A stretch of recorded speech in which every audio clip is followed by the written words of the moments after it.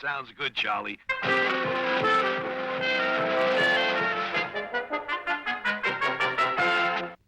is it yellow? You're behaving like a pack of people. This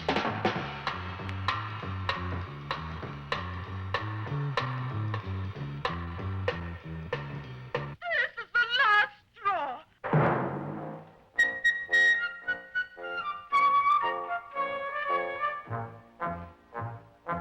Okay.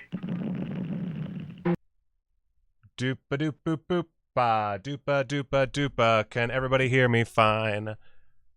I can hear you. Yep. Yeah. Sounds normal. Okay. You need to speak. You need to do the singy song. Got to do the Sounds singy normal. song. Come on.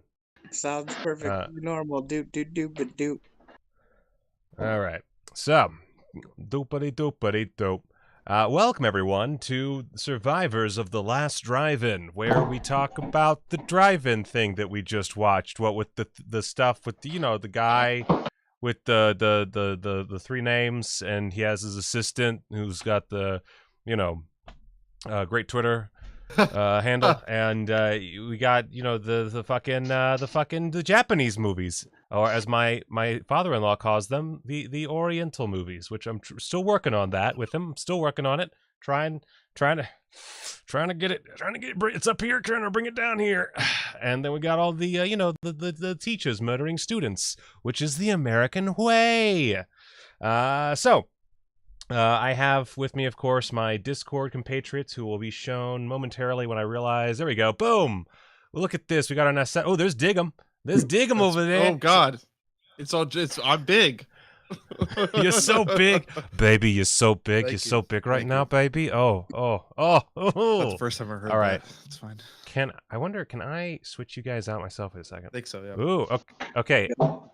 Introduce yourself. DJ, dude with the face. All right. Boom. Introduce yourself. All right. It's Flickering Waves.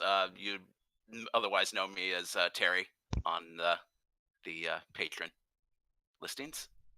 Thank you, Terry. All right. Now, the one, the only. Italian Dan.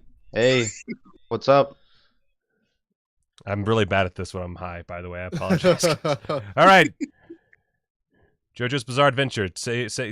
Introduce yourself. I'm Joey from Kentucky, so it's 2:30 a.m. in the morning here, and I'm going to stick with you as long as you can. And let's talk about Joe Bob. Fuck yeah. All right. Can I just make this? Wait. Can I not? Oh God, I don't know how to do this. Oh, there's everybody. Oh, jeez. All right. I think if y'all just talk, then you'll come up on the screen, right? That's how that works. So, Dan, say something. Hello. Test. God damn it! I have to do it myself. Yeah, Fuck. that's how it's Okay, well, working. this is great. This is great, Discord. Thank you so much. All right, so I'm here with my Discord, my Discord patrons. Oh my God. Oh fuck, guys, this is bad. This is bad. I don't know that I can do this. Those edibles kicked my dick. Oh God, and I don't. Why can't it just cycle through? I don't know, man. understand. You had it figured out last week. The one, where you had all of us on the screen together. Oh God, when y'all talk, I don't know where the fuck you are. Oh Jesus Christ. Okay, I'm gonna try to fix this live. Let's see what first off what the chat's saying. Matt the Wan liked class of 1984, not as much as he did in 8th grade though, which cool. That's some weird shit. And let's see. Let's put Diggum up. You seem like you have a really you drink that shit.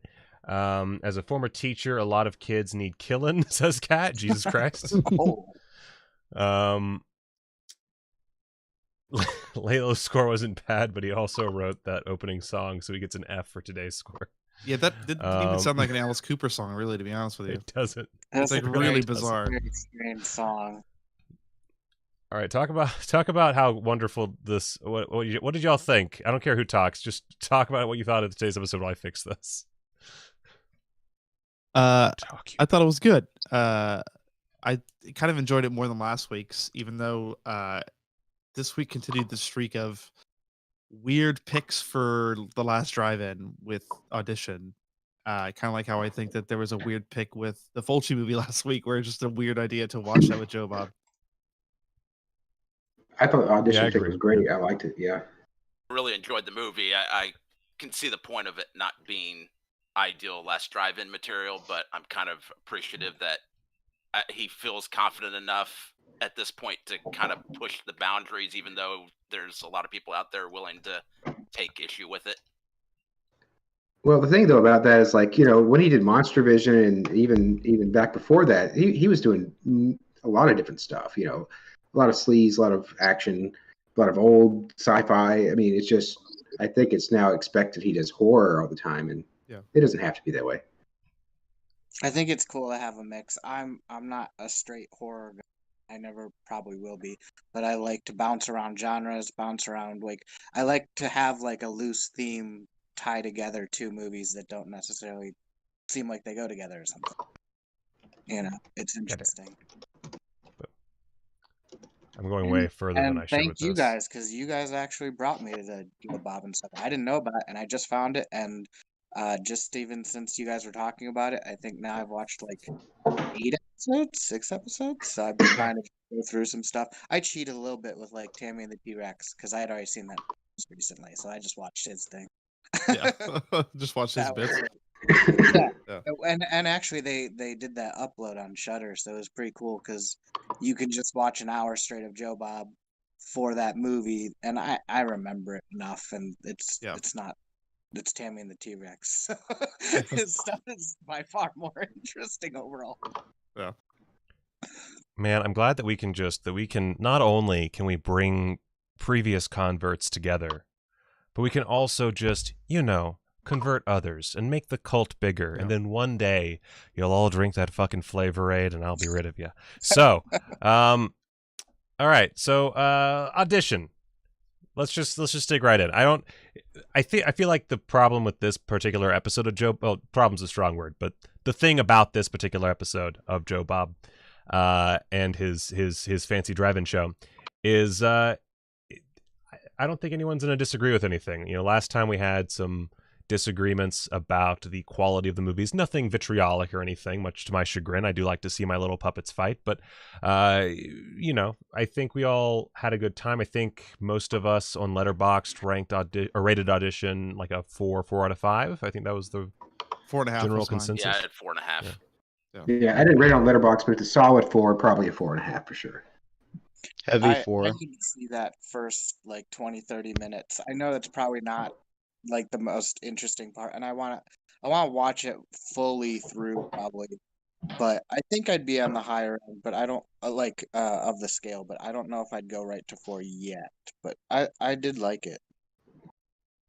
Well, there we go. Yeah, I mean, also, our big dissenter last time, Brian, seemed to really like it. He missed about 20-30 minutes of the plot. Like right Brian too. Yeah, poor Brian. Right when the bag moves is when he like got disconnected from Shudder. I was so excited for him too, because in the chat we're talking it up, and I was surprised that so many people in the chat in the Patreon chat had not saw the movie. Yeah, and same. A few of us had for sure. Me and Diggum and Nick, Michael, and when I cut it out for him, I felt so bad because I felt he would really enjoy the movie. I did. Yeah. Also, he would learn a thing or two about getting some broads. I think we all got some good lessons. I don't really need it, but yeah, Brian unfortunately couldn't make it to this, nor could he really talk about the movie because he missed it like a chump. But we will see ya. We'll see ya next time, Brian. Probably. I don't know. This is always going to be a bit of a like maybe they will, maybe they won't, because it's really late in some places. Not here. Here it's 11:42 p.m. Which here. So. Yeah, you guys on the West Coast have no excuse. I'm soldiering out for you today. We got some opinions from the chat on Audition. Kat said, 4 out of 5. The ending left me wanting more. I heard it was super gory, so that might have added to the disappointment. Yeah, I think there is. Like when I saw Audition, and it was either my first or second Miike film. It was this and Ichi the Killer. It was around the same time period, and I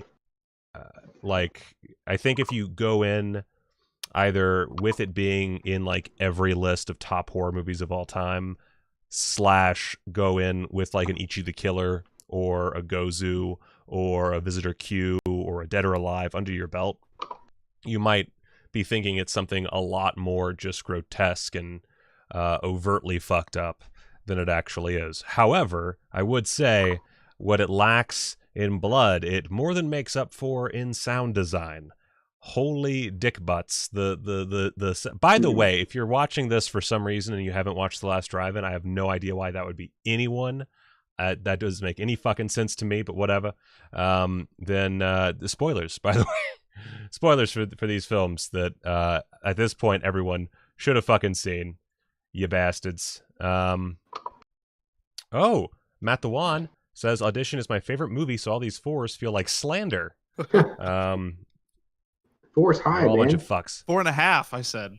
I did Yeah, a half 4.5. I think dig 'em were good. It's just certain 4s. Yeah, okay, good. Yeah. Yeah, Gozu, by the way, needs a Blu-ray, but we'll talk about that on one of my more popular videos. Yeah, the sound of the needle. Let's just start with the ending. The sound of the needle popping through the skin that they have in the soundtrack. It does help that I was at my highest at that moment. Like that was my peak of being stoned out of my mind. And so I just like Kiri, pop. You know, or I guess it would be pop followed by Kiri, because deeper. But anyway, absolutely just, you know, it shows that you can be like the most like positive cringe inducing torture horror and really not show a whole lot. Although there is, I think if you've gone the whole movie and you don't have any expectations, I can only imagine what it must be like to see the foot come off, because the whole film is very low key for the most part. It's very slow burn. All the weirdness comes from the shot choice more than anything else, really. It's a lot of just like it's very selectively done, because you start off with these very not bland shots, but very besides their composition, kind of uninteresting. They're not lit particularly in any flashy way. They're just kind of a little off and very static. And then there is that one scene where he goes to handheld and it's the first time and you're like, what the fuck is this? And then they go into a more canted Dutch angle thing while there's like the investigation happening and a lot more weird lighting. You get that crazy shot of the tongue and the fingers on the on the floor. And as that's happening, speaking of that shot, it's a lot more into this guy's mental space, and you start to not really understand what you're looking at. And then in the end it goes back to being a little bit more still, but there's a lot of cuts, and well, you're seeing a fucking foot get cut off a guy's body like it's Brad Pitt's head in that one film I won't spoil right now. The sound of the wire slowly sawing through the bone was agonizing. Yeah, 100%. The one that got my wife was when her like neck's broken, and then like when she's like swallowing and gurgling with her broken neck, and my wife's like, I never need to hear that noise again. That's fine. Like, yeah, it's don't need that. Great. It shows like if the whole movie was that way, it would probably be pretty entertaining. I mean, let's be honest here, but it would not be nearly as effective. The fact that we have to sit through, I don't even remember how long. It's like an hour 50, something like that. Okay, yeah. We have to sit through all that, and we get to that final scene, and just the sort of littlest things in any like gory horror movie, through not only the tension of waiting, but also the performance from name I'm not going to try to pronounce in this current mindset, and the sound design just fucking gets in your soul and rips it all out through your butt. I love Audition. I hadn't watched it in a couple years, and I actually started reading the book fairly recently, and like most books I've read fairly recently, still working on that. But how long is that book? You said it was short in the chat. It's not very long. I don't have a copy of it. Oh, I thought I had a copy of It's kind of the same size as The Ring, which if you don't own The Ring, you don't know what the fuck I'm talking about. 100, 200 pages, 300 pages. It's probably like a little over 200, I would say. Okay. Perfect. Yeah, that sounds about right. I have no excuse. I could have read the entire thing in like a day, 2 days. Like, it should not be a big deal, but I'm a little bitch boy. I'm gonna have to pick that up because like it's so interesting. They talk about how it was so different, and I'd like to see how it was different because I thought the movie itself was great. Like all the things you spoke of, the camera angles, and how it shifted halfway through the movie. Like when like he woke up and she was gone, and he goes to the office and the handheld, like as Joe Bob was talking about, and that was like, oh, here we go. Time to start the second part of this movie. No longer a lovey type of drama with a little bit of surrealism, but more really out there.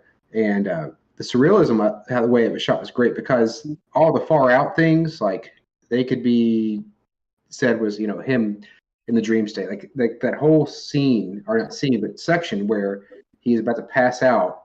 He falls to the ground. Everything is kind of unfolded, some exposition, and then he falls down again, same scene. And it's like encapsulated the surreal parts into, something else. What is real? Yeah, I don't know how. Oh, Matt, the one says 190 pages. So I was off by 10. I apologize. Close enough. I'm a bad person. I should just fucking kill myself. That's the fact of the matter. I don't know.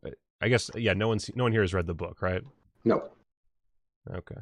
If anyone in the chat has read the book, I mean, no overt spoilers, but I really love the word overt tonight. I don't know what my problem is. But let us know just how greatly it differed. That'd be cool as all butts. I also like the word butts tonight. I think I've said butts several times. I don't know. Man. I'm also full of. I just want to do a quick little sponsor segment. Let's go full screen for a second. I'm gonna do a little sponsor segment. The ice cream. We got ourselves some Kroger jelly bean candies, and then I also accidentally, in my rush through the store, instead of grabbing a second bag of jelly bean candies, I got Spice Drops jelly candies, and they're also quite good, and I am absolutely dying of stomach, like internal pressure down here. I'm about to blow, like I'm the furnace thing at the end of The Shining, but not the famous movie, but the shitty miniseries in the book. That's what I feel like right now, but there's another one down the hole. I don't know, man. They're just so good.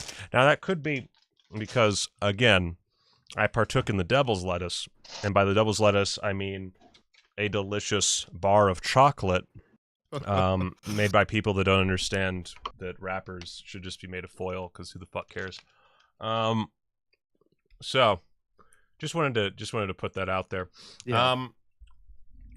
I'm trying to make a difference to today's society, the children out there watching. So, oh boy. Matt the One, I read the first half, and so far it feels like normal page-to-screen adaptation. Great book, but I'm in the same camp with Michael. I read less than half, but it did feel pretty close. I mean, the concept, that's another thing. The concept here is so simple. I think that's another thing that makes it really good, is you don't really have too much, like, you don't have any, like, intricate plotting to get in the way of the film. Like, it's all pretty laid out. Like, there's a central mystery as to who this bitch is. I'm going to say she's a bitch, by the way. I know that people will get upset that I use that word. But she sawed a man's fucking feet off. I mean, that's bitch made, yeah. Yeah, like, that's kind of a bitch move. I'm just saying. Some dudes need their feet sawed off. That's true. And we'll I probably talk don't know about if he it, was, but but this Maybe bitch he deserved to lose a toe. She oh god, what was I talking about? Sawing of the feet. She sawing the feet off. Okay, she's sawing the feet off. I don't know what I was talking about. I was talking about this bitch doing something, and I lost it because I had to explain why I was using the word bitch, and now I've said bitch way more than I intended to, and now I'm actually starting to feel a little bad about it, because I honestly, I thought it was gonna be a one-off little groaner, little thingamabob where I took the bit a little too far, and now I've taken the bit so far that I've lost the plot. Also like the stream. Too intricate. You were saying the plot wasn't too Plot wasn't too intricate. complicated. Thank you. Goddamn. So the plot was. The plot. I did not lose the plot in the instance of the plot itself. Tarantino's wet dream. Pretty wet, yeah. So actually, I wonder how well the stream is doing. No, stay on track. But now 26 watching. You know what? I'll take it. That's good. That's pretty good.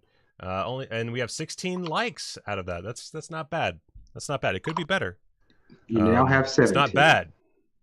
It's not bad, but it could be better. Only good part of Wonder Woman 1984. I apologize to all the fans out there, but that's just the facts. Anyway, so Audition. The plot, not that intricate. Very streamlined. Just dude is feeling kind of lonely because his wife died. Fair enough. I get that. I would also be sad if my wife died. But I'd also be out there looking for a new piece of tail. And that's what this guy's doing. And unfortunately, he's not very good at it. Although, I guess he fucked his secretary, which I know Joe Bob said that was just his, interpretation of the elevator scene. It. That's they why do I was blatantly like, what are you talking about? I missed it. But plainly saying I missed it. He fucked his secretary. Or whoever worked for him. Which that poor late, he was this close. He could have just been like, a secretary, that's a reasonable job. I might get a little tired of her.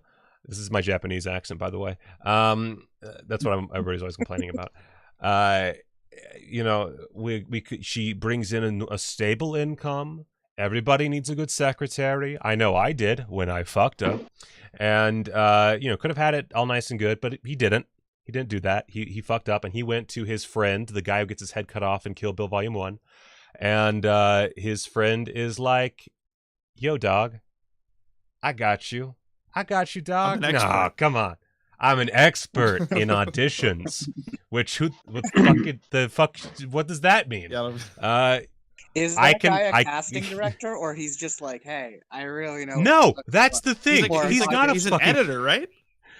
I think he's an editor or producer, but he's not a casting director. So he doesn't even know he's scamming his way into the casting. He's just the asshole who sits at the table and is like, Can you show me your tits now? That's his whole job when he goes to casting calls and auditions. Fucking anyway.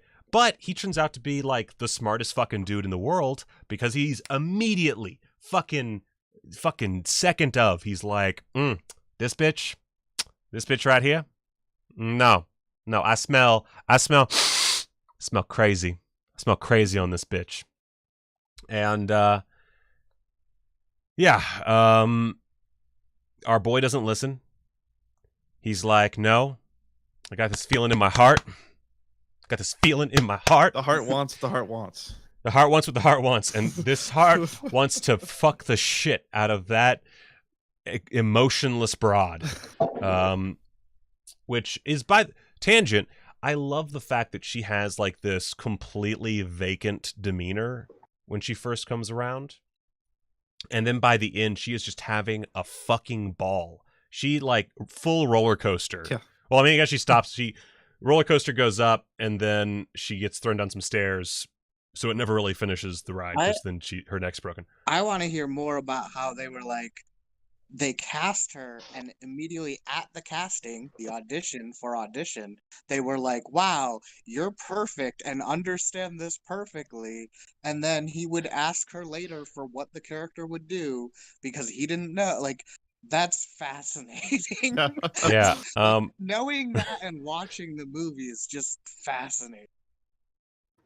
Just red flags in all layers here. Just red flags in the movie, red flags in he's oh my god, red. He's chasing that red like a bull. She's like a flag waver at the Olympics with like the giant, just like 40-foot tall flag, and it's red as can be. It's so red it blots out the fucking sun. Like, but homeboy's like, the heart wants what the heart wants, and he's like, I'm gonna get that nut. Yeah, gonna get that nut. He slides into those DMs in the 1999 sense, and you know what? He holds the audition. He finds the broad. He successfully pulls off the heist of the lips on his dick. It works, but it's too easy, as his friend notes. Yeah. And well, hate to break it to you, pal, but life ain't that easy. Okay, you're a middle-aged Japanese man. You're not like, I get it. You used to be a rock star or whatever. Not anymore. You're an old, relatively successful producer. Sha-na-na. Sha-na-na. That's the biggest red flag of all. This broad over here, vacant stare, obviously has some baggage. She's got some big red flags. You, sir, you are the true red flag. God damn it. So then, you know, dream time, and she cuts his fucking legs off and covers him with needles, including his eyes, and his son is traumatized forever. And that is Audition. But he lives.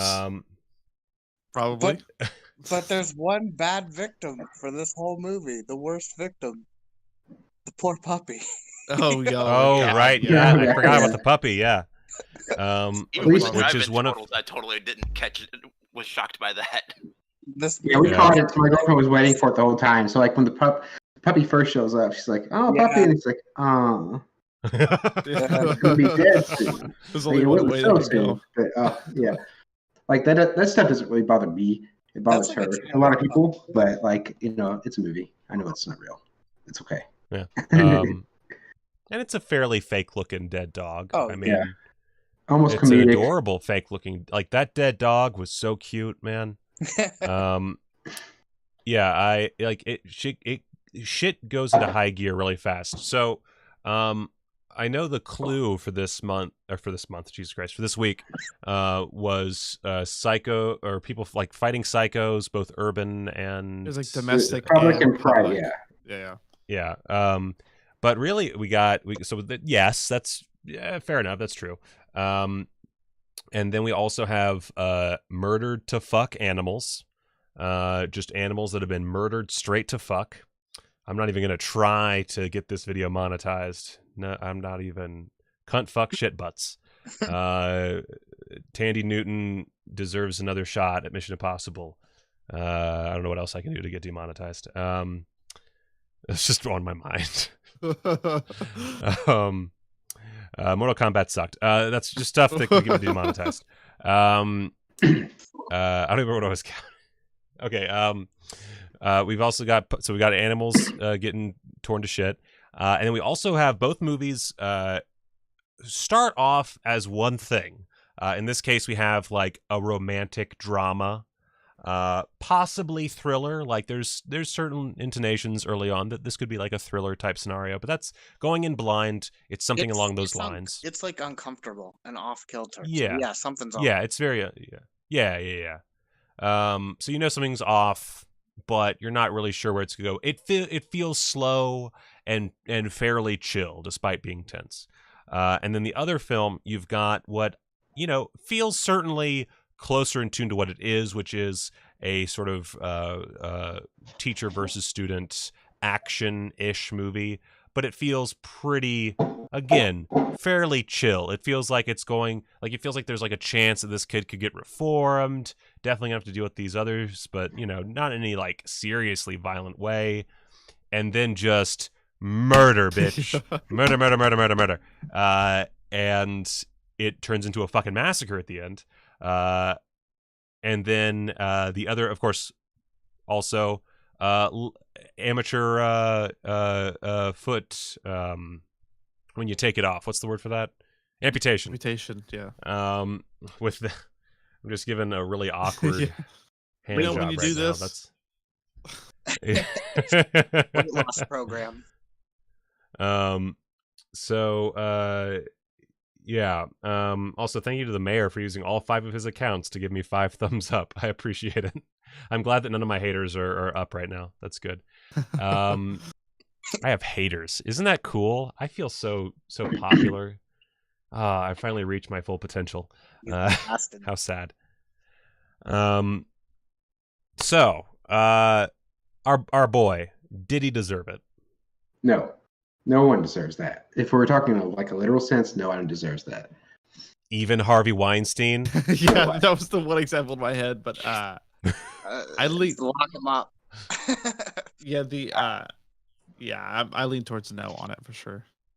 You don't want to hobble anyone? Come on. I want to hobble people on a daily. There's plenty of people I want to see get their ass whipped, and plenty of people. Have you ever gone down a one? No, torturing anybody is wrong. So, have you? Okay. Have you ever gone down a one-way aisle in a grocery store? I don't know if you have any of those grocery stores near you where they have like the markers on the floor saying this way, don't enter. Do they have like aisle police? They had that at the beginning of COVID. At the beginning of COVID, we still have it in the land. Okay, we're a civilized country, Las Vegas, and we in our grocery stores, minus one Albertsons I went to for the first time in forever, but every other grocery store I've been into, and Walmart even, has the little arrows saying which way to go. And every fucking time I turn down one of those fucking aisles, there's some old bitch or some bro or some what the fuck ever walking toward me. And there's no fucking reason they should be walking fucking toward me, because it's a one-way aisle. And motherfucker, I'm going the right fucking way. You see that arrow back there? That's the arrow that said I have the fucking right of way. And yes, I would hobble those people. I take my aisles very seriously. Controlling traffic in a grocery store is very important. All right? Because then you just get caught up. You have like the awkward, oh, excuse me, no, excuse me. It's very serious. You have the lady by these people need to be kiosk thing standing out in the middle of the aisle too, and she's blocking the whole thing with her cart. You stand there patiently for a moment. You should see me at a peripheral. I'm here. No, you won't move. Excuse me. You just stand right behind him. And they don't fucking, you know they're ignoring you. You know they can tell you're there. And they're just like, no, blinders on, because this is my narrative. But guess what, guys? It's not your narrative, all right? It might feel like that. It might feel like this is a first-person fucking movie or novella or whatever, but it's not, okay? We're all in this together. This is an ensemble piece, motherfucker. Anyway, sorry. That's whose feet you're gonna cut off. This chocolate is great. I have a question, Michael. What do you think about people who don't return their carts to the cart returns? Oh, it's not that hard, guys. There's like 15 of them in the parking lot. Oh my god. They get kept in the fucking face. I'm just gonna be honest with it. There's not even torture in that. There's too much anger built up. That's one of those where like, Donnie, we gotta bring him to the boss. We gotta get the woods, Donnie. We gotta see what he knows, Donnie. And then I'm like, no, and I just cap him in the fucking face, and then shoot him 5 more times, and then Donnie, what'd you do, Donnie, what'd you do? And then we run off, and we're gay lovers, and we're like Bonnie and Clyde. I lost the plot again. Yeah, completely. Grocery stores are the real life Hunger Games. Yeah. And oh yeah, Colonel Kane knows what I'm talking about. Yeah, I'm in Texas, and despite the aisle arrows, it's been a total free for all pretty much this entire time. It's fucking ridiculous. It's fucking ridiculous. This is why we need government regulations. All right, okay. This is the reason. This and the environment, but mainly this. Oh, God. Anyway, what were we talking about? The movie? Audition. Yeah, the movie. Yeah, the movie Audition. Yeah. He didn't deserve it. I think that's accurate. He's not a good person. He's just stupid. Yeah. Yeah. Well, I don't think. Okay, he's one of those. This is actually a perfect example of gray area, where this isn't Twitter, so we're allowed to say the words gray area without getting blocked by everybody. Some things are not black and white. That's just the way of the world, man. And in this instance, our boy is neither black nor white. He's Asian, and I am a father, so I do tell father jokes, otherwise known as dad jokes. Yeah, he obviously loves his son.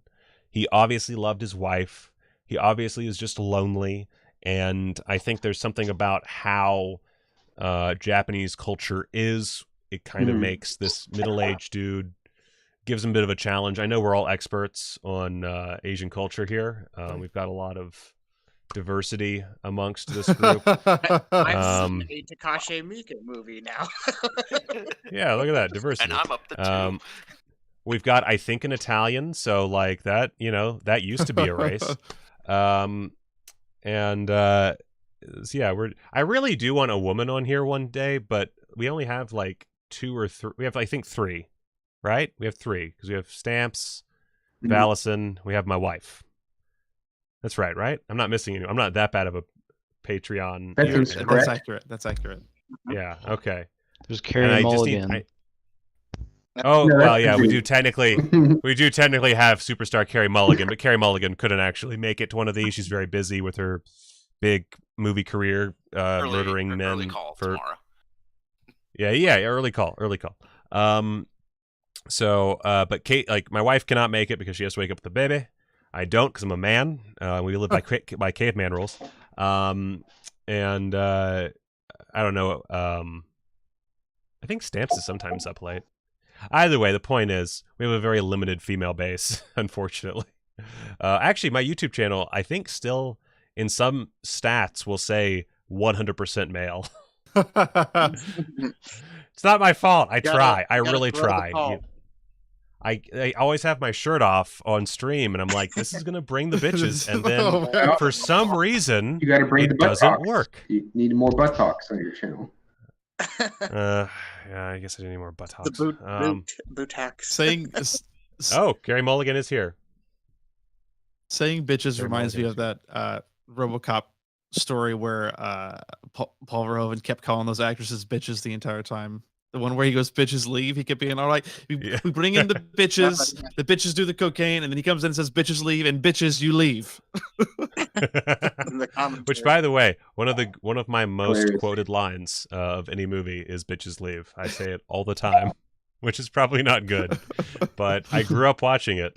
That was my first introduction to giving cocaine to prostitutes as a young lad.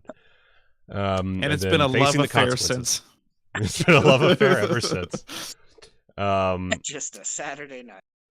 Matt says I would consider him more deluded than stupid through and through. Yeah, deluded is good. I do think he's definitely not the most like streetwise. That's not the exact right word for it, but he's not a bro of the like experienced bro level. He obviously got married when he was very young. Goat Cat is a female in a page. God damn it! Fucking. Oh wait, and oh god, why is her name escaping me? Oh god, fuck. On. Oh god, wait, I can do this. I thought you liked your patrons. Oh god, it's not fair. I'm so high. Alina. Oh yeah. Totally. God damn it. Oh god. I just realized I don't actually know the gender of all my patrons, so I probably shouldn't make these grand statements. Yeah, I'm so bad. It's I'm fine. sorry, You just say okay. Go. Okay. So we have like I don't know, 17. I'm not good at counting. But they know that none of them show up for the chats. That's what I'm saying. God, we keep getting. This is all me, by the way. I apologize. I'm just like. Can I ask a question? Going on. Yes. What was everybody's like favorite scene or part? Like, because for me, I really enjoyed the first half, and like we talked, like I said earlier, the camera how it changes and just gets more surreal. And the first half is great. The slow build, I liked it. Not everybody would, but especially like that dream sequence. I thought that was great because that told a lot about the character to me. Because it seemed to like show his confliction with his own sexuality and remorse of of his wife and of the coworker and then this girl, and then like it had his son's girlfriend or whatever in there too. I'm not sure exactly what that's supposed to mean, but like maybe it was like the innocence of him earlier talking with his kids, but I thought that was really cool.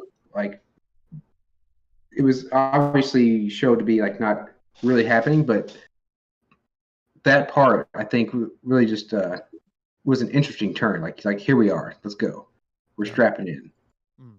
Huh? I just realized that someone in the chat just said that the title was wrong. Oh, it says unboxing indicator. God damn! YouTube does this. YouTube does this all the fucking time, and it drives me up the goddamn wall. I'll put something in, and then it'll reset in my it. tab it still says as far as the last drive-in, so it definitely changed So at some point. It does it with the thumbnails too. Yeah. Like if I have to set thumbnails twice in YouTube for live streams. It's fucking ridiculous. Crazy. Sorry. Yeah. I'm so mad. I forgot what I titled this. So let's see. It's Audition. It's class of 1984. Watch your feet. Save. There you go. Fucking stupid. Goddamn piece of shit, mother. Yeah, I think my favorite scene this time around was probably actually the one where he goes to the bar. The bar scene is really good. Because yeah, it's just the way it's shot is really cool. Like I feel like a lot of things we were talking about in the chat was how well the movie's shot, because I've never really paid attention to it the past couple times I've watched it, and then this time I was really paying attention to all the choices he was making, and that scene in particular I thought was so beautifully lit and shot and cool. And the performance of the guy that's, I guess he's like a neighbor or something, is just so his coworker the neighbor at the bar. Yeah. Or at the, when he's going to the bar and there's the guy up the staircase. Yeah. And he's telling him the story about what's happening. I thought his performance is so Lynchian, weird and cool, because it's not overtly strange, but it still is weird, just the way that he's kind of jubilant about telling him these awful things, kind of, you know what I mean? It's the guy has a bow tie on, so he's like a maitre d' or a server or something, Yeah. And he's just coming home from work with food, oh yeah, that shit happened. Yeah. And he's weirdly kind of excited to tell him about it almost. He's super into it. It's oh my god, I get to tell somebody about the tongue. Oh yeah, he's thank God.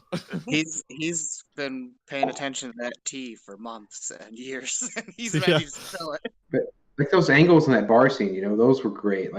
These I think of isometric Resident Evil angles and stuff. We were talking about how the milieu of this type of genre and age of film, and along with the video games at the time, the sounds, the music, the synthesizers, the melodrama, all just together, and those just wide shots, and you let the guys act. It's amazing. It's great. I think I like the scene in the hotel room because, I don't know. Like I said, I want to watch it again and see the first, 20, 30 minutes of the movie. But Sure. In the hotel room, it's kind of weird because he is kind of scuzzy. He sets up this audition. He does all this stuff, but then he's telling her oh, and then we're gonna go to this coffee shop and we're gonna whatever, and she's just standing there no, this is what's gonna happen. And then she walks over and turns off the light. He's kind of oblivious and a coward. He doesn't really get what's going on, even though he was scuzzily setting it all up. And yeah, it's a very strange, I like how that whole scene kind of played out.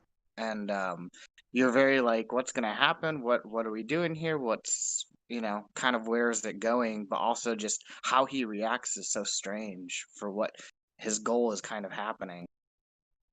Yeah, well, he's very obviously not. He's shy. Yeah, he's shy. He's not necessarily 100% on board with the idea, but he does like the implications of it quite a bit. Well, I mean, he says, "I feel like a criminal," at the audition. Yeah.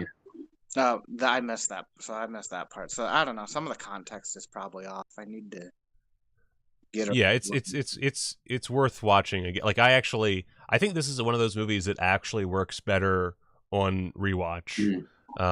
Even though it works amazingly well on the Watch it without the Joe Bob interjections, just to have the whole thing. I think part of it is just discovering Joe Bob stuff. I think that a movie like Tammy the T-Rex or like the fun or the exploitation movies are really fun and good to watch the first time through. But a movie like this is probably not the best to watch. He works better if you've seen it before. Yeah. Or it's more like this is I actually it's like true. higher art. This is a more serious, whatever. It's a real movie that has a cult following as opposed to so bad it's good, which seems to be a lot of the stuff, whatever. Oh, you're I'm bringing not, up those words I don't like. what? So bad it's good. More like so good it's great. I know. But I don't know. Just this is just after discovering him. I would have liked to have already seen it, but you know what? I'm excited to see it with him. I loved his commentary and his breaks, but it would just be I need to go through and actually get it as a whole picture one time soon. Yeah, I agree with that. I think that on the one hand, yeah, fantastic. I think we can. Yeah, we all agree. His commentary is fantastic. Always. But He's not and it talking does about it did, patents for 15 minutes. and it did feature probably the best segment in a long time. Yeah, with the Yuki and the Yuki, names. yeah. That was that was brilliant. fucking gold. But definitely not a film that you want to watch within. Actually, even though again I've seen the movie and I was enjoying the commentary, that last Joe Bob segment for audition, I was actually kind of annoyed when it popped up because I was like, "Oh, we're fucking getting Come there, on. we're getting in there," and then pops up and I'm just like, "Oh, son of a bitch!" TV static. Well, it's like I remember the first time I watched that. It was a long time ago, like 15 years, and like when it ramps up there in that last 20, 30 minutes, like, God, should I just turn this off? Because I didn't watch a lot of stuff like that at the time. It was like, wow. With the breaks, it takes away from that a little bit, the shock. Like, oh. So Cat Drums has interjected that he felt like, or it, I think Cat is, anyway.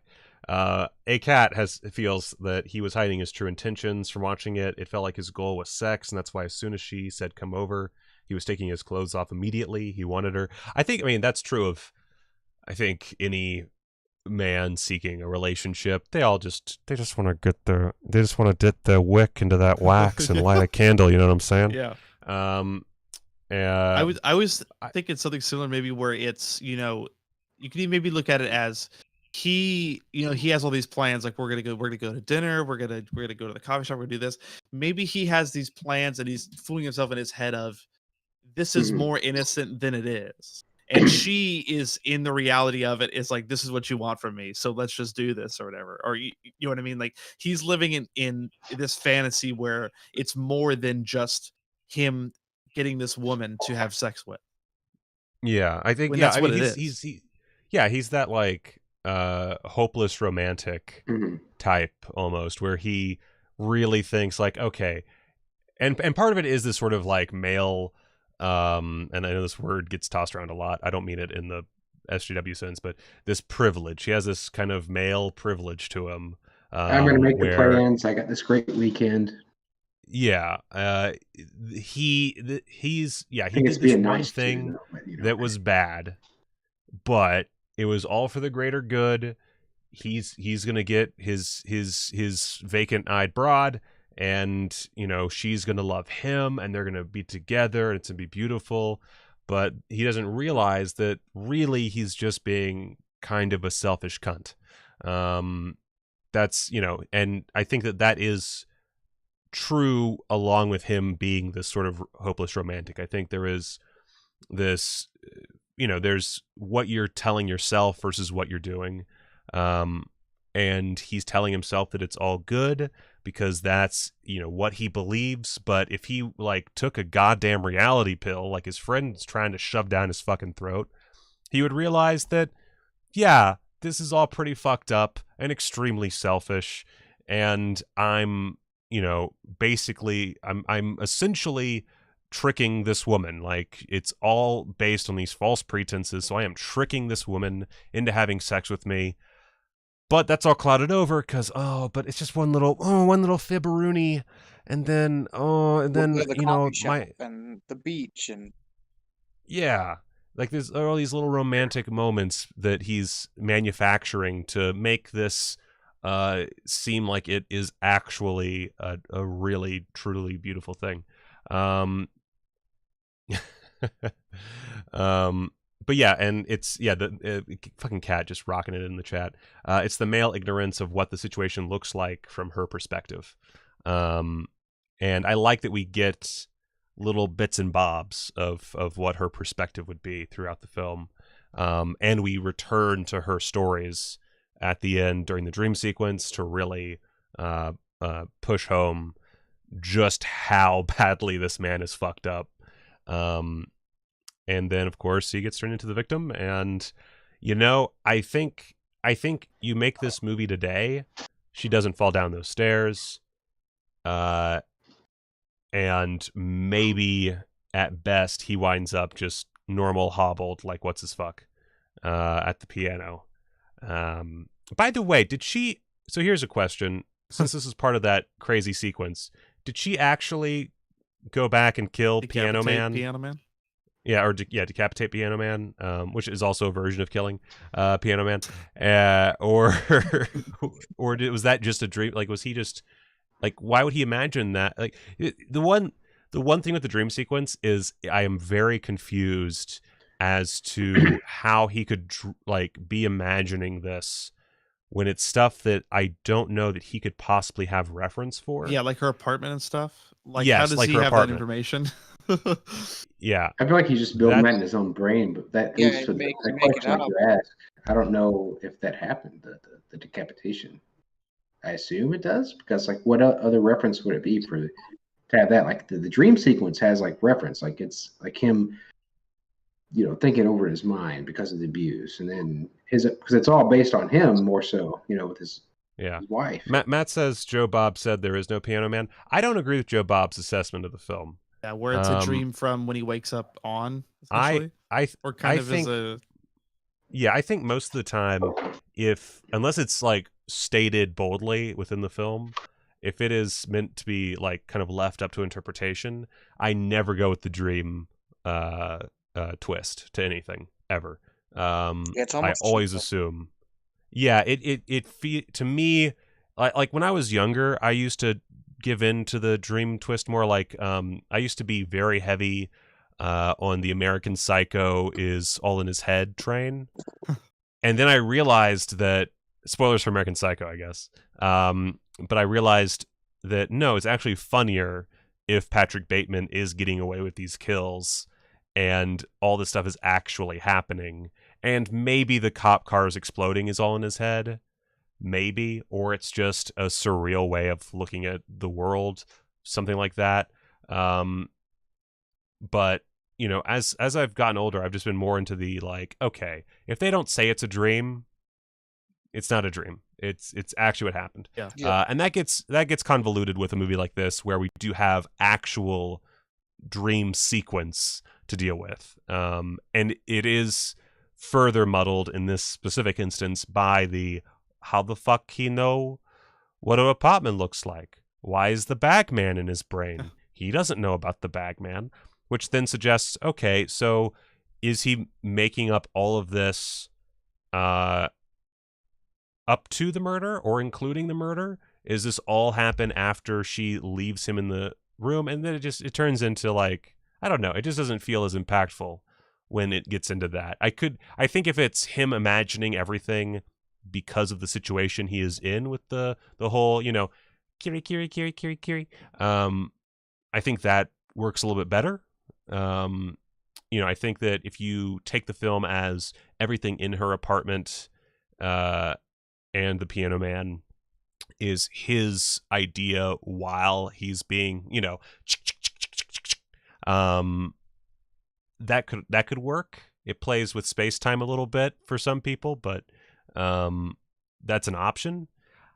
I just can't see it as all his imagination after or up to the her leaving him in the hotel. It just seems kind of lame. What do y'all think? I think that movies like have their own reality often, and it doesn't have to be based in anything that is our reality. Like superhero movies, they fly, and that's real. That's tangible in that movie. So like it doesn't always have to be the dream. Along the lines of what you're saying. Like some of it could be just in his head and figment of imagination, or him filling in the gaps of the story, and some of it could be real. I don't know exactly. I haven't sorted it all out once again because it was so kind of pieced together this time. But I don't think that he's totally on to, like, from this point on it's all completely. I don't know. It didn't totally read like that yet.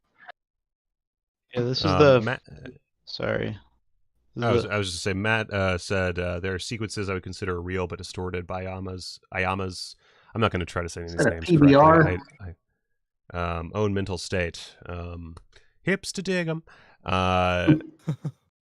Fun fact: I used to live next to a PBR themed bar in downtown Charleston.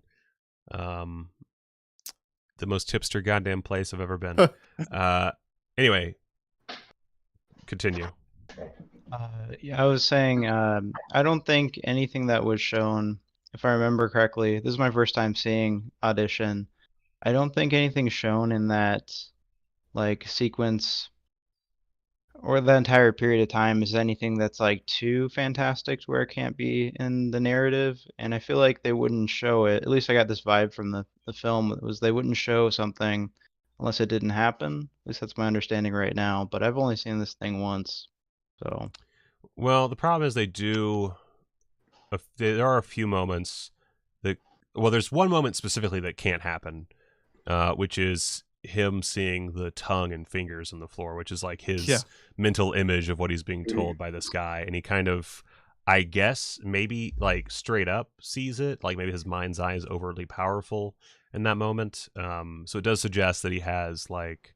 He's a bit like his point of view is not to be trusted. He's not a reliable narrator. I feel like that's the cue to say, like, the stuff coming up is real or not real. Obviously the ending is real in the sense of the story, but like the dream sequences and Piano Man and everything. Yeah, and like her talking to him at the end is obviously not real. So there's definitely like some mental shit going on where we're not supposed to think everything is literal. But the only part where it starts to like kind of trip up, I think, is him envisioning her apartment and the bagman. It's that's the only part that's not like interjected by him himself. There's also let's see, Kat said, I feel like this film is Inception. You have the main reality, his own projected reality, and the dreams, which is why his friend said you aren't acting like yourself before he gets drugged. Yeah, I mean, sure. It could just be that he is having a bit of a break, I mean, he seems like he might be a bit stressed out. He's definitely dealing with a lot of stuff. Maybe you could even, I'd have to rewatch the movie, I guess, but you could probably make the or create a theory that he's like being drugged from fairly early on after he's met her. There's a lot of like, that's the great thing about movies. You can just dig real deep, unnecessarily deep, when the reality is the filmmaker was just like, it'd be really cool if he just like had a bunch of women try to give him a blowjob in her apartment. That'd be really great, right? Well, does that make sense? I mean, he hasn't been in there. The audience will figure it out. Fuck it. Well, some nerds will like debate about it online and base their reality on it or whatever. Fuck it. We have 5 more movies to make this year. Let's get the ball rolling. So it's one of those things where you don't know, but I think that I feel like Joe Bob's like whole, I couldn't tell. Was he saying it was not real after the fucking, or everything so. might? Everything after was more like a figment. Like, I think from Joe Bob's interpretation, everything after that, he's never sees her again in period. Yeah, know about that, but that's okay. Again, we all can agree to disagree. That's what the internet's for. The 2 movies that this made me think of as I was going through it, one was Vertigo, so I kind of wondered if Miyake ended up feeling a little bit of influence. I know this, as we were saying earlier, the plot's a lot simpler to this movie than Vertigo certainly is, but the unreliable narrator aspect of it just made me think of that. And then for some reason, maybe because the first half of it had romantic leanings, was thinking about Eternal Sunshine of the Spotless Mind, where in that you have kind of this, crazy shifting of things going on, which the second half of this film certainly did. I think that Vertigo comparison is very apt, Yeah. and that wouldn't surprise me. I mean, Miike's literally a student of film, and Vertigo tends to be on a lot of directors' lists. I don't, I don't know if he's ever talked about it or not, but yeah, I can see that certainly. And I think as much as I don't love the dream explanations for things, I do love me a good unreliable narrator. I like my narrator to be as reliable as my father being a part of my childhood. That's ideal for me. Well, the bag gimmick too is like very Hitchcockian. You're like, what's in the bag? You want to know? Yeah, that's true. There is that little bit that makes us go, the fuck's happening? And then by the end of the movie, we're like, what the fuck was that? And it's just to fuck with you, man. It's just to fuck with you. I'm willing to bet the bag probably isn't in the book. Again, I don't fucking know. But he said they don't show the apartment at all in the book. Is what he was saying.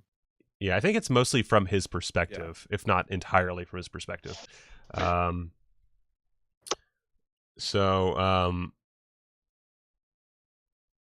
Matt, did you not like Audition? He said it was his favorite movie. So he said not a very good student of film, apparently. What? I'm too out of it for this. My food, baby. Oh, I also ate a ton of chili. Yeah, I was thinking about before that. This. And ice cream sandwiches, apparently. Yeah, I had 2 ice cream sandwiches. A lot of chips and dip. I did like half a dip. Royale in your stomach. Yeah. But let's see. It's 12:35. Let's go ahead and move on to the next movie. I don't think we have too much to really say about. I mean, we could certainly talk about Audition for hours and hours. Yeah, I and don't hours, have a ton to say about 1984 because it's just kind of a movie. Yeah. Did anybody dislike or either dislike or I'm sorry. So Matt was referring to the fact that he was not a model student per the Joe Bob segment. I was sorry, Matt. I'm in this state of mind right now. Which it gives me such high hopes because I was an awful student as well. I was not a good film student. I made the worst student film of all time. It was truly legendarily awful. And some might say I've never learned my lessons. But yeah, so I'm sorry. Did anyone find Class of 1984 less than stellar, bad, anything like that? Mm-hmm. No, it was really fun. Fuck, I'm gonna have to get a fucking ringer for these conversations. It's a fun movie. I mean, because the issue is that it's for me it's such a neutral movie, especially when compared to Class of 1999, which is just balls to the wall insanity. It's a big leap. Keep talking. I'm gonna take my pants off. Because just ignore me. It's just when you compare that movie to this one, it's just, especially like I was a person that saw 99 first and then saw 84, and it just is like you can't. I just don't think you can go back from a robot Pam Grier to this movie. Honestly, like it just does not have what that has. One second. There we go. Yeah. Yeah, there are a couple plot points that I saw coming, and that started to make me like it a little bit less. And had we not gotten the end, I probably would have been a little disappointed, especially considering how much Joe Bob was talking it up. Yeah, if the end didn't go kind of off the chain, then the whole movie would have been a lot more anticlimactic and kind of pittered out or something. But yeah, it's crazy. It's one of those movies. Payoff. Yeah, it needed a payoff. Yeah, it's all about payoff. I think both movies, in their own ways, are very much just the whole thing is leading up to the big payoff. One with a little bit more nuance to it, I suppose, than the other. But I like that this is very much one of those stories that you could only tell up to a certain point in time. Yeah. Because there's like no empathy for the students, or for the bad guy students anyway. Yeah. All the students that you're allowed to feel for are like perfect goody two shoes little motherfuckers. Little Michael J. Fox looking all chubby in the cheeks. Yeah, it took me a second. That's Michael J. Fox With the worst haircut. Yeah. The worst haircut. Oh. Could eat cereal out of that bowl. Yeah. It leads up to a really violent conclusion. No redemption for our baddies. Now, it's not even like a redemptive baddie, like like the one baddie who like comes around. They're just all cunts. Like that's really, and it does have a very It does have a grungy punk atmosphere to it, but it does. I also felt that way. Matt the One. It's really only Matt and Kat talking at this point, which is fair. It's very late. I think when I first saw this movie, it did feel a little more. I don't know if edgy is the right word. I was thinking edgy is the word you were thinking for too. Yeah, like a grungy punk thing. Yeah. And it does feel a little bit more restrained now. It feels like it's more that these characters, these grunge punk characters, were plopped into this world, which kind of goes with that a Clockwork Orange comparison, where it's like this specific group with this specific way of dress. By the way, my favorite meme moment in the Discord when we were going through this movie was Back to the Future, kid, you ain't got a future. I was very proud of that one. I'm sometimes proud of myself, not very often, but sometimes. It does. I wouldn't like. There's definitely this is not Commando. This is not Mark Lester's best film. What was the other movie that Mark Lester made? Fuck. I'm just like I guess Class of 1999 is I would actually, you know what? I'll say it. As much as I really enjoy Class of 1984, I prefer Class of 1999. As you should. It's just a fun movie. I think part of it is like this movie again has not aged the best. It's a little fucked up. There are parts of it like I was worried, like, is this gonna be like a trauma movie where the humor is not great? Ages so badly. Oh no, it's pretty classy. It was good. It was good all the way around. Like, you got your payoff. Performances were pretty good for the performances were great. Roddy McDowell. Yes, of course, he was great. Is insane. Class is not dismissed. I think one problem for me is Roddy McDowell just fucking steals the show every time he's on screen. Like that emotional monologue of his is, oh my god, it's perfect. As soon as he dies, and his death is crazy, you kind of feel the air get let out a little bit. Because his death is impactful and it's sad to see him go, but it also means no more Roddy McDowell. He's just gone. He's just out of the movie now, and he's part of most of the best moments. I think the holding up the class is probably the best overall scene. It's the most for me. It's kind of the most iconic scene of the film. It's the best scene. I can't remember the guy's name. The guy on Twitter who does the drawings every time. Cody. Oh shoot, I suck so bad at life. Cody from Twitter. His drawing for Class of 1984 was Roddy McDowell with the gun, because it's a downright perfect scene. And then the other best scene is the discovery of of his classroom with all the animal parts everywhere. Yeah. That's like your first moment of, oh shit, this is actually getting really real, isn't it? 2 movies with dead animal reveals. Yeah. The layers there are mini. It's like an onion, but like a super onion, like a real fat onion, the kind of onion that you see it in the supermarket and you buy it just so you can take it home and be like, honey, look at this onion. I drew a face on it. It's adorable. One way. It's our son now. There's something I thought about like watching this movie is like, while it was very good and everything together, it made me want to watch like The Substitute again. You know, and we talked about it in the chat. Yes. The vigilante teacher, and Joe Bob, I guess, addressed that as well. But it also made me think about Deadbeat at Dawn that was on the last season. The way the punks kind of interact. Yeah. And while I think this is probably maybe a better movie that you could like have people watch, Deadbeat at Dawn was more raw and more fun to me because of all the craziness. Because it's like it goes up to 10, like almost like 3 minutes into the movie. We're at 10 the whole time. Whereas this, it ramps up fairly well, and it's almost whimsical at first, and then you get to he's table sawing fucking arms off at the end.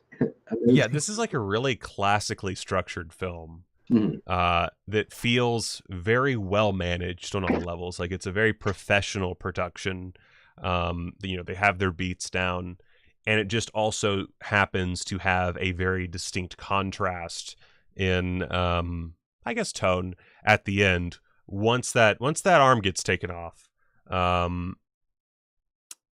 I just realized I fucked up the title of this video when I retitled it because it's not just feet, it's a foot and an arm. Shit. Oh, lose the plot again. Oh god, I fucked up. I lost the plot. Oh, I fucked up. Watch Your Feet's fine. It applies to the first movie. I don't give a shit. No one gives a fuck. This is all meaningless. Life, once you die, nothing happens. God, we have so many Catholic downvotes now. Shit. Okay. You already got one downvote. You're just asking for more now. Yeah. There's a poster of this movie, and it has the dude who like holds up the classroom. And he's like holding a gun towards the class, and the three students have their backs. Like obviously, that's the image is us facing their backs, the students, and they're all holding like knives and stuff. I sent that photo to my girlfriend, and she thought that was like ridiculous. But that is like the best scene in the movie. Yeah, it is 100%. Yeah. It's like those certain scenes, when you're just watching a movie, okay, you're cruising along, and then you get to something, and you're just like, your jaw drops, and your attention's there, and you like realize that it's like something very special and just, unique. That it just hit like a semi. That scene was like, whoa. It's a duck's eye scene. Explain that. You talked about that in the chat, and you didn't explain that. The duck's eyes. It's a.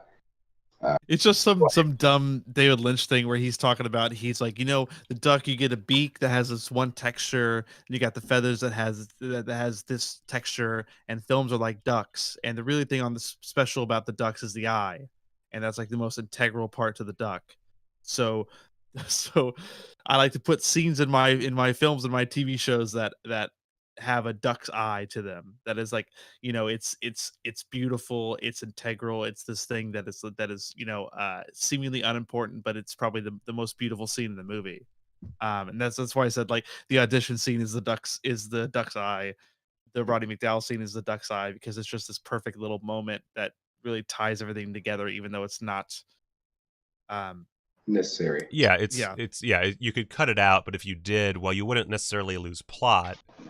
You would lose the proverbial rug that ties everything together. Yeah. Which I mean, I think an eyeless duck. I could love an eyeless duck. I really don't see the like, I think their eyes are just these little black. Two things soulless... David Lynch hates: watching movies on your phone, ducks with no eyes. Guy in the bag talked like Daffy Duck or Donald Duck and probably had no eyes. So there you go. Yeah, it's true. Could you love him? Layers like an onion. Okay, so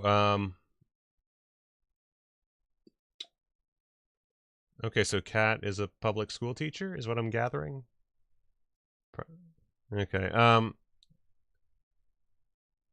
Matt the one. I've cut the eyes out of several ducks and never lost any plot. You know, with my audience, I don't know if that's even a joke.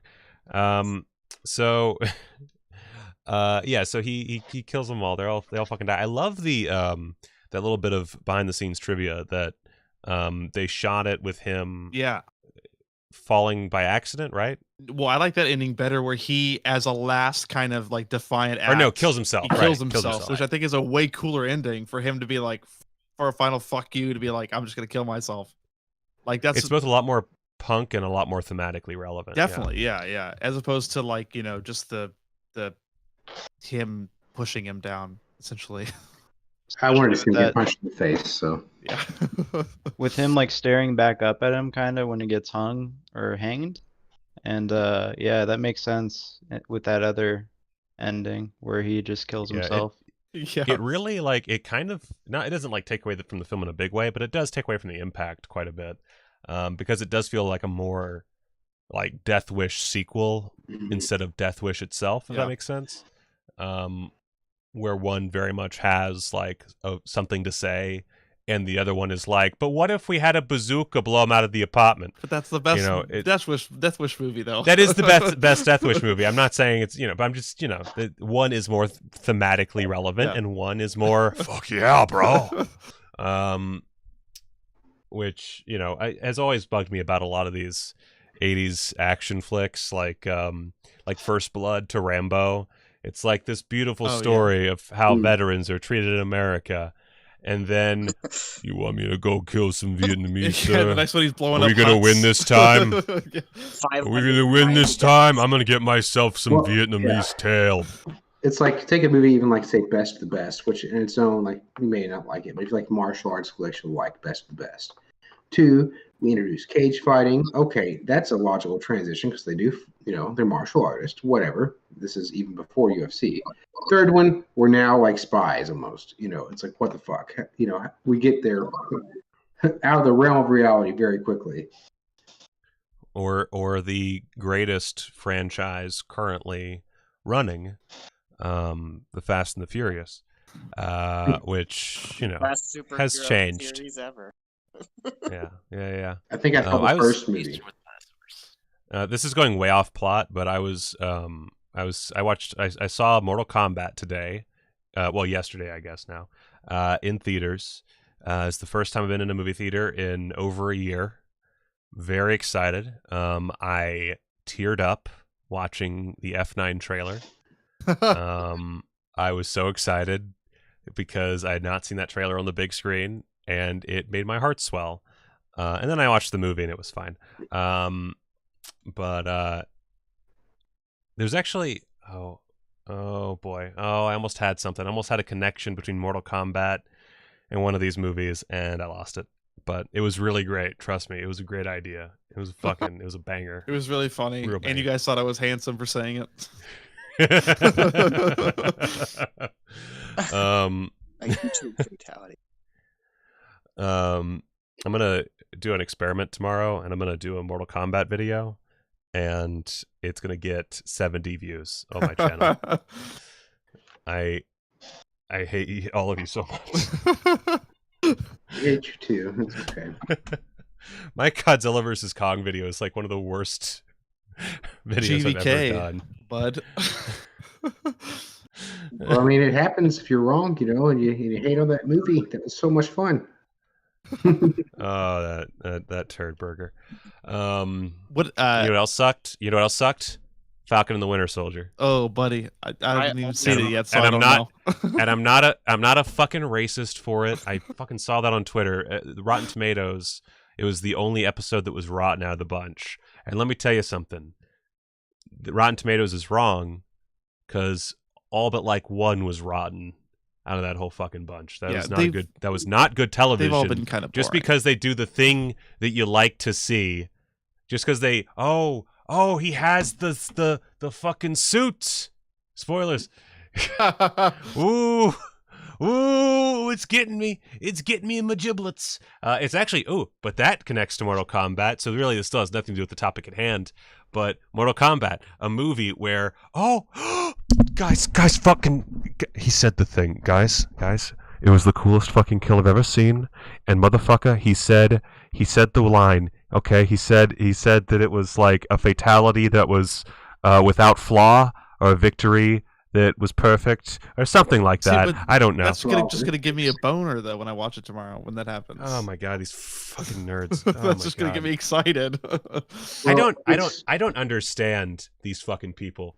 I don't get it. Like I enjoy references to things I love. I really do. But it doesn't make a good movie. And if that's all you got, it's a bad movie. That's why Fast and Furious is such a great franchise, because him leaning out of a car and throwing a torpedo on the ice while driving is not a reference to another thing. They made that up. It's a new thing. It's a new thing. And it's a glorious thing, and we have it. Yeah, exactly. By the way, I no lie, I've gotten into fights over Fast and Furious. It's just like I love movies. There's always that one motherfucker at a party. I assume, I don't go to parties, who says that all the Friday the 13th movies are the same, and then I bash their fucking skull in, because it's a fucking lie. And or that motherfucker on Twitter. That I don't usually condone online bullying, but if a motherfucker says that you can't name the main character of Mission Impossible, they deserve all the bullying you can give them, okay? Fucking Snyderverse fans, fucking BTS fans, get after this motherfucker. That's some bullshit, all right? All right, you go. I know I have power over you. Get the BTS army on that motherfucker, because that is some bullshit. Ethan Hunt is a god among men and a better character than James Bond. I knew it was there. Oh, that's the Mission Impossible 4, 5, 6 are better Bond movies, following the formula smarter than the Bond movies of the last Skyfall, kind of, but they've gotten better. Well, let's not slander Casino Royale. Casino Royale is one of the best fucking movies of all time. True, but that was what, 15 years ago? I'm not going to talk about that. I mean, Mission Impossible, we've gotten 3 since then, or maybe 4, and they are. I love that franchise as well. They're solid. Yeah. I just did a doc that's maybe going. I don't know if it's actually. It might be up. They never tell me when my videos go up on Screen Rant, which is fair. We put out fucking like 3 a day. Mission Impossible. Let's see. I definitely will up? watch that. It is not up yet. No. I don't know when it's going up. I don't have any of this knowledge. It's funny. I QA everything, but they never tell me when the fuck things go up. But I have a Mission Impossible doc coming out, and it's wild because normally when I do a long video that takes me fucking forever to make on a specific subject, I never want to hear about it again. Like I legitimately never want to hear the name Harry Potter ever again, because I had to do a fucking Harry Potter video that I don't actually remember if that was a doc or just like a really fucking long video, but either which way, I just don't want to hear about it. Mission Impossible, if I had the time, I would watch the entire series on beautiful 4K tomorrow. I would start right now. I don't care how fucking tired I am. That's how much I fucking love Mission Impossible. Oh, God. I agree. I will watch that doc. I love that franchise. Oh, they're trolling me hard in the chat. Yeah. Oh my God. You guys. They're giving you the business. Oh, they're giving me the business. Give me the business. I'm just being based, y'all. I'm just being based. I wanted to. Can we talk about the amazing ending to Class of 1984? Absolutely. Where just text shows up and it says that he couldn't be. He was never arrested because nobody saw the crime. Because that's how the legal system works, apparently. Yeah. If there's not an eyewitness, for all the students getting away with stuff. So yeah, I guess yeah, it's supposed to be, hey, they got away with it by saying no one saw, and hey, now our hero gets away with it because no one saw, and it really reads as fuck you, the movie's over, go home. Yeah, that's because if you did show and not tell, it would be less funny and be like, what? It'd be less confusing as opposed to just red text on the screen that says like, oh, nobody saw it, so he's not in jail. Yeah. It's like, it- what? Here's your happy ending, you suckers. Yeah. I feel like there's like a really beautifully like oh fuck words. There's like a words version of this movie that's a lot more serious in its overall approach and treats it as like one of those make up your own mind endings where it's not treated as he turns into a fucking John McClane motherfucker at the end and starts just mowing down teenagers and huzzah, he's the hero. And it actually turns into he's a hero in his own mind or whatever, where, you know, oh shoot, what's the movie with Robin Williams where his son dies jerking off and he steals Father his of the son's Year? yeah, what it Father is? of the Year. Okay. It's a great film directed by Bobcat Goldthwait. Oh, world's greatest dad. The World's Greatest Dad. Thank you. You failed me, Italian Dan. Fucking Italians. It wasn't. If I could remember it the wasn't an slurs Italian for you. movie. It's almost I need to 4 get- a.m. well- here in the East Coast. I have to bid adieu, You fellas. son of a bitch. That's fine. I'm probably going to finish this up because it is 1 a.m. here, Yeah. which is not as bad as that, but I do need I'm going one to hate night. myself to- for most of tomorrow. I get that. Yeah. Well, I worked through it I last appreciate you coming on and taking the time and contending with however your body reacts to being up at an ungodly hour. Well, it'll be Um, terrible, but not as terrible as Matt in the chat saying that Jason Goes to Hell is the best Friday film, which we need to have. Yeah, he's trying to trigger us. He's trying to trigger us. It's within the top 5. That's he's not being incorrect as based. well. But no. Anyway, but yes, I must go. It's great fun talking to everybody and Yes. to hear everybody's opinions. So thanks for hosting us, Michael, and I'll let Absolutely. you guys finish up. All right, later, player. Later, man. Later, fellas. Deuces. All right, now we can talk about him behind his back. Yeah. Cool. Sweet. Get him.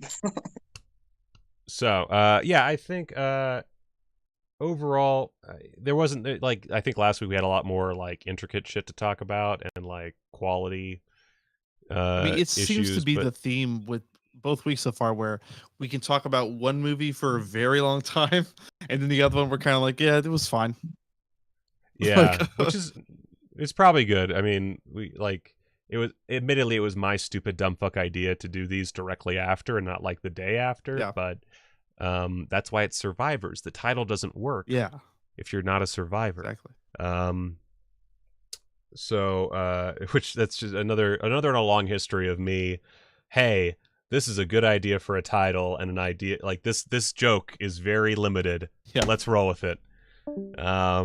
Just like when I was like, hey Sean, we should make a movie like that Neil Breen guy, and Sean was like, yeah, we should do that, sure. And then we wrote it, and then we made the movie over the course of a fucking year of our lives.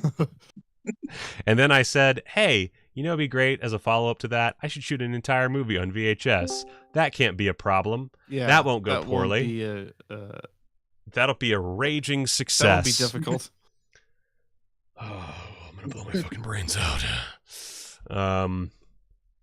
But yeah, I think we not too much to talk about with Class of 1984 because it's a pretty simple film with a very crackerjack ending with a bit of a nub at the end. It's not quite, not a quite like the massive erection that it wants to be.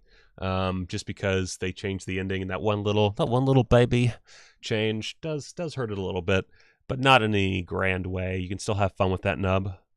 I don't know why I'm going so deep onto that. Yeah, you're really hitting the nub metaphor. You can still find like things to do with that nub. Like everything is useful in sexual intercourse. But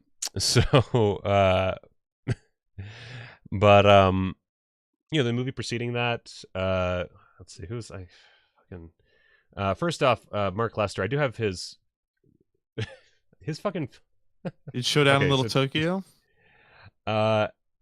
So yeah, we got Showdown in Little Tokyo. Awesome. Got Class of 1999. Awesome. Got Firestarter, which is good. His early stuff like Truck Stop Women, White House Madness, Bobby Joe and the Outlaw, cool shit. Got Roller Boogie, and then it starts getting a little odd, and he directs the almost 1-2 punch of Pterodactyl and 2013's really just landmark achievement, Poseidon Rex, which I don't know who produced that, but it looks like an Asylum venture. My first guess.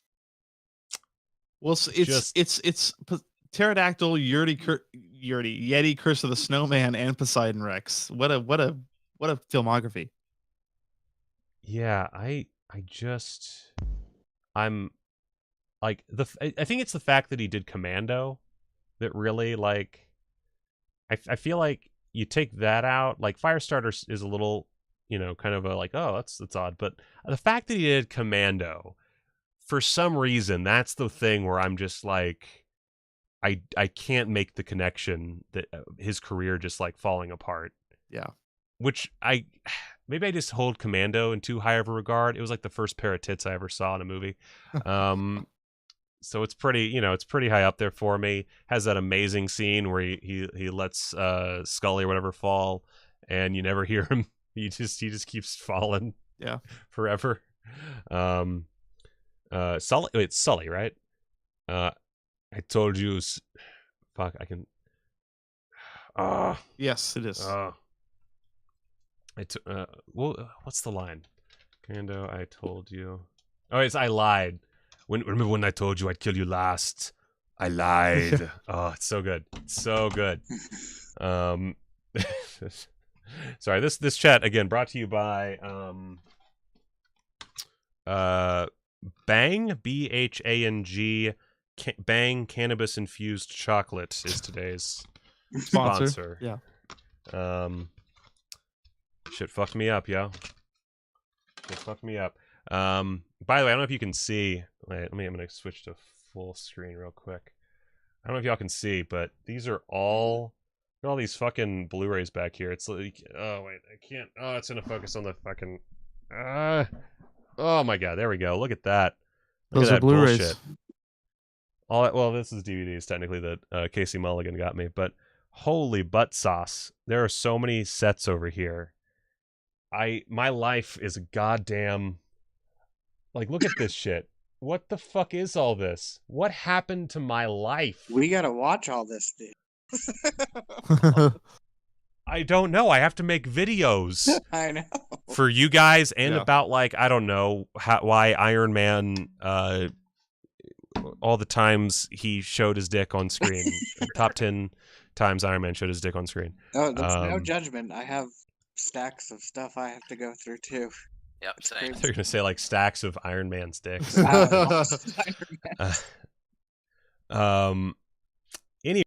Oh, that's wrong. That's wrong. There we go. Wait a second. There it is. Yeah, this is my extreme close-up mode. I built it just for gags, so that I could be like, "Hey guys, it's really fun when things happen. Of course, sometimes things happen for a fucking reason." And then it's just a little gag, but I never use it because I always forget that I have it. Yeah. I am really bad at hosting shows. I'm just the fucking worst. I really want to do I'm not going to let the chat know because I don't want this out in the public yet because I might actually take it up as a serious idea. But the podcast title that was said out loud in the chat today. Oh, yeah. I'm honestly kind of into the idea of doing it. Totally. Like, I might actually. You can do it. Do it. Do You that. just run with it. I might do it. I might do it. Anyway, any final thoughts on either movie? Or the whole experience, really? That was my first, and hopefully by no means last, Takashi Miike. That's wild. Yeah. It's so fucking wild. I probably own 7 of his movies at least, and I need to watch. Well, definitely watch Dead or Alive. And Yeah. definitely watch Ichi the Killer. And definitely watch Visitor Q, which unfortunately is only on DVD because the world's unfair. What can I say? But yeah, fuck Takashi Miike. Like even when his movies are not like up to par, there's still something there. He did one. Oh fuck, it's like MPD Psycho or something. It's 3 letters and then Psycho. I don't know why I can't think of the thing, but it was like I think like a limited series or something that he did. But the whole film, he every so often switches to this fake digital rain that is like very obviously like just one layer of rain in front of the characters, but it's all taken pretty seriously. I think I've heard of that. I don't know why. Wait, I bet if I just misspell it, I'll be fine. Takashi Miike, MPD Psycho. I was right. MPD Psycho. It's a mini series from 2000. Boom. Yeah, and it is on Amazon. It is the DVD is $15. I remember this DVD well. I thought that I must have owned it, but I definitely don't. I might have to pick that up. But yeah, MPD Psycho, wild shit. Very much V cinema. I'm almost 100% certain was shot digitally. I might be wrong because I watched this many years ago. It definitely has a very video quality to it. But love that man. I just love him. Love him. Yeah, I think that's gonna just about do it because holy butts.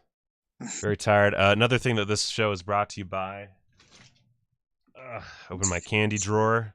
My favorite treat at the end of a day. I'm gonna full screen for this. This is a good sponsorship.